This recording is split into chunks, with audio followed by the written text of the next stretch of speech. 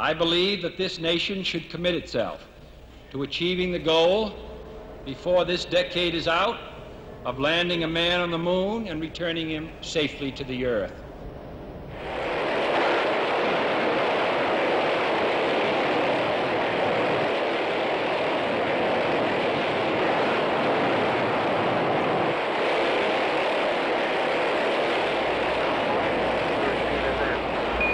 Get down, Eagle. Houston, Tranquility Base here. The Eagle has landed.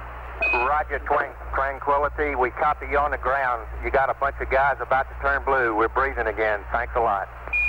That's one small step for man, one giant leap for mankind.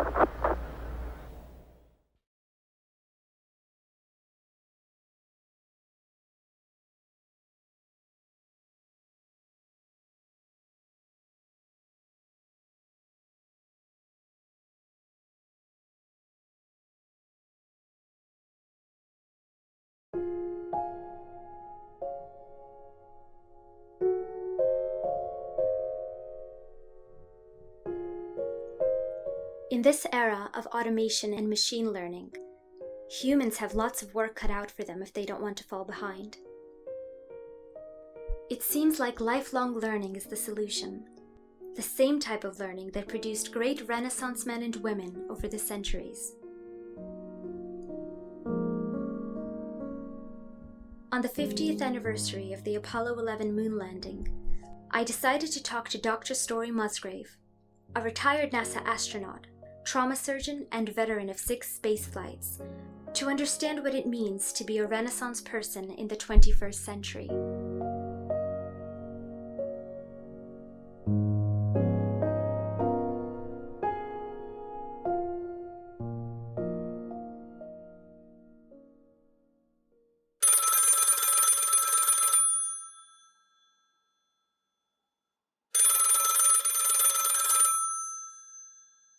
Story. Hello, Dr. Musgrave. Who is this, please? This is Raisa. I got you. That's great. Do you have a recorder going? Yes, is that all right? Yes, it's good. Could we talk a little bit about your reflection, Lessons for Life? Yes. So you wrote in your reflection, Lessons for Life, that everyone has something to offer the world, but people need a way to give that something to the world. Yes. What do people need to do to cultivate the right medium to get their voices heard? So that article was written in support of STEAM and a broader education than STEM has to offer. STEM by itself is not enough. And so we keep pushing STEM, science, technology, engineering, but everybody has content. You have to have some form to put it in, whether it's a mathematical equation, whether it's a piece of art, whether it's a film, whether it's an article, whether it's a book. It could be work, too. Maybe you're a great gardener. Maybe you're a great landscaper. Maybe that's your art. But you, of course, have to develop that. And how would a person go about developing this form if a person doesn't have the resources to go to film school or learn to paint or learn landscaping? What did I start out with? Product of child labor on the farm. All the hay bales and bags of grain that I had to throw. I went to buy groceries the other day, and as a kid at the end of the cash register, stacking all my groceries in a bag and putting them in a basket for me to take out to the car. And I said, "Ma'am, how old are you?" "I'm 14. The kid is 14 years old and out working. That kid's on a trajectory. That kid's got it made. Anybody can do it. Get out with it. Climb the next mountain." You yourself have said that you live in multiple domains. How feasible is it for most people to become Renaissance humans? Don't many people risk becoming jacks of all trades? Jack of all trades, master of none does not work. You have to achieve a certain level of mastery. But it's also how you think, and it's just looking at the darn world. You want to be reliable, look at how other people get the job done. They'll show you how to get the spirit. And now you become a Renaissance person.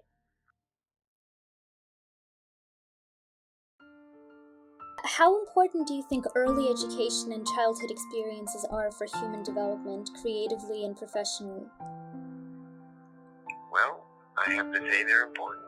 Who you become is the DNA your folks gave you and the particular environment that DNA gets raised in.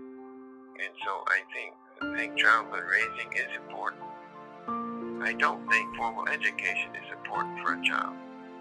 School can be replaced with real-time experience. If you need math, you can get it later. If you need great grammar and syntax, you can get it later.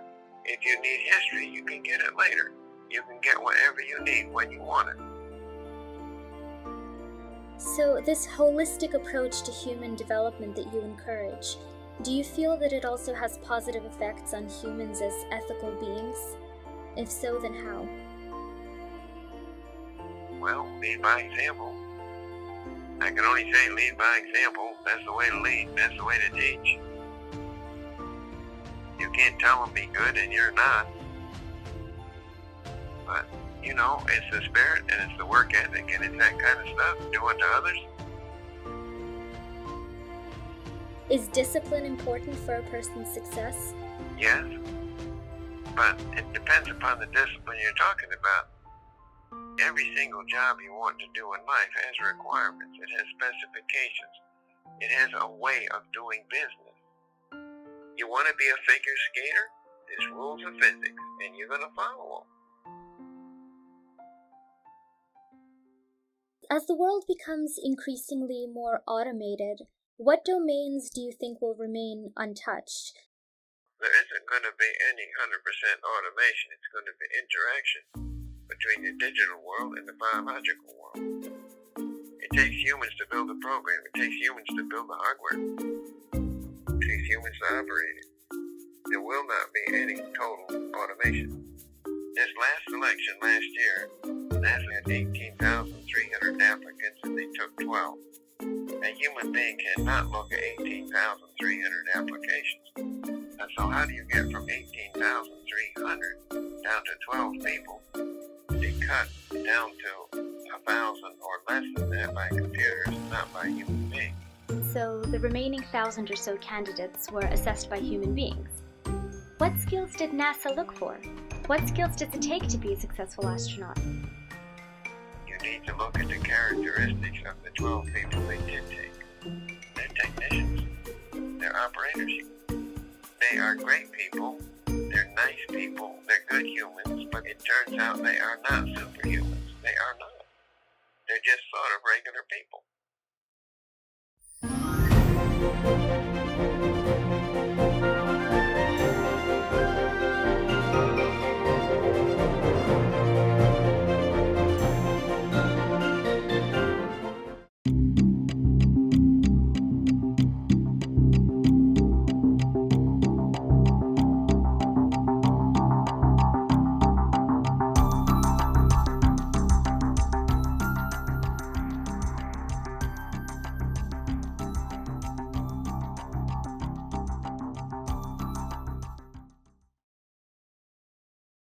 They're just harnessing their talents.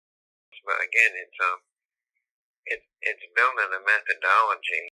The whole darn thing is building a plan. What is your plan to get to the finish line? It's rehearsing the plan, it's studying the plan, it's perfecting the plan, it's practicing the plan, and execution of the plan. That's how you get there. That's how you get to the moon, Mars, or anywhere else. Every single thing you do has rules. You got to follow the rules of the game to get to the finish line.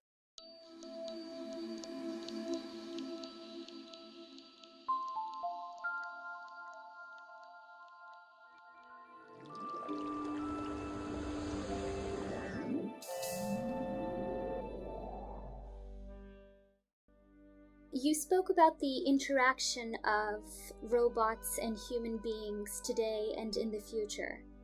Yeah. So robotics is a huge part of NASA today, but would you say that there are limitations to what robots or space vehicles can do compared to a human astronaut in space? We're going to find out. You need to send human-like robots with great audiovisual systems. These robots pursue the landscape the way a human would. And if they're that good, then you raise the question, do you really need to send humans? And maybe you don't. And what if NASA does decide that there's no need to send humans into space? Do you think that humanity would lose something very precious? I would say so, yes. It's the user experience. Our human storytellers, they like drama, and they like theater, and they like film, and they like books. They're storytellers. Are they going to be excited about a robot running around out there, or do they want the drama of human life? You can also send robots to the Olympics. The robot will swim faster than the human, right? Yeah. Okay. Again, it's the user experience. If the user experience gets to be very, very rich, it will provoke a very serious question, do humans need to go? Yes, that will. Maybe humans don't need to go.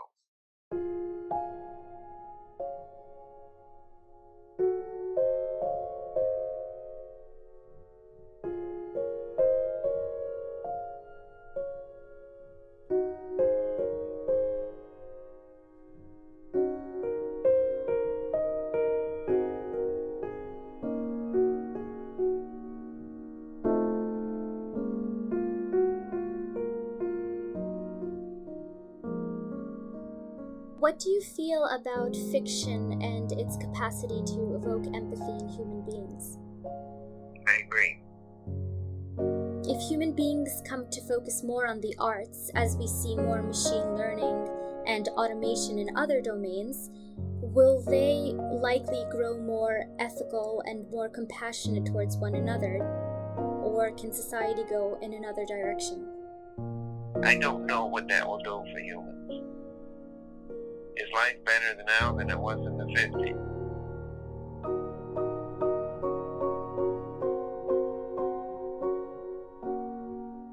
We're throwing these nukes around now between countries for threatening it. There is hardly a country on this earth that is not at war, either civil war or with other countries. And so where are we going? I don't know. And I don't know that technology will help this situation.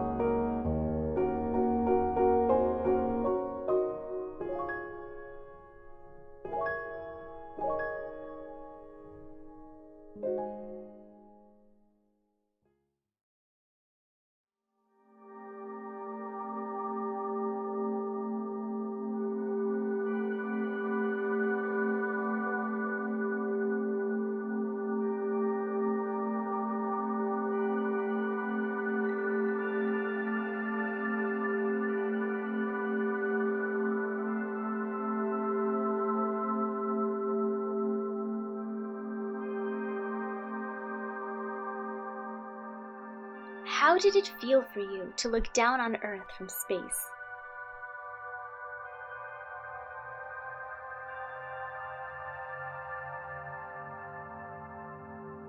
The geography is terrific.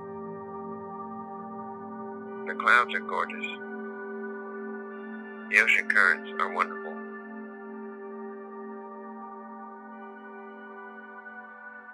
The huge sand dunes are artistic. The mountains, well, everything. The aurora is outrageous. It's a great view. It is transcendent. It did not change me. Did you expect it to change you? I was open to it. The most powerful experience of nature I have had is being in the forest at age 3, alone at night. That is where I was born, not in spaceflight. What happened then when you were in the forest at age 3? I had total faith that whatever was in there would not only not hurt me, would look after me and help me. And I was correct. So it was a spiritual experience for you in the forest. Yeah. Well, I'm a very spiritual person. Spaceflight is spiritual too. There is something beyond you in the forest or in space. There is something beyond yourself, and you reach for it. When you say that you reach for something beyond yourself, are you referring to God or a universal force that unites humanity, or is it a sense of kinship amongst human beings, or Well, all of them? I guess all of them. There are as many definitions of God as there are people. What is God? I think that God is a sense of grace, a sense of human love and beatitude. And the answer is yes. I had a sense that I would spiritually unite with whatever was out there. That one was the world, that one was nature. I felt a unity and integration with everything out there at age 3. The answer is yes. And this is a feeling that you've carried throughout your life, a sense that has inspired you to pursue all your goals. Sure. But of course, why does a 3-year-old go in the forest at night? So I was already there. The fact that I even went out there. 5, 4, 3, 2, 1. And we have ignition.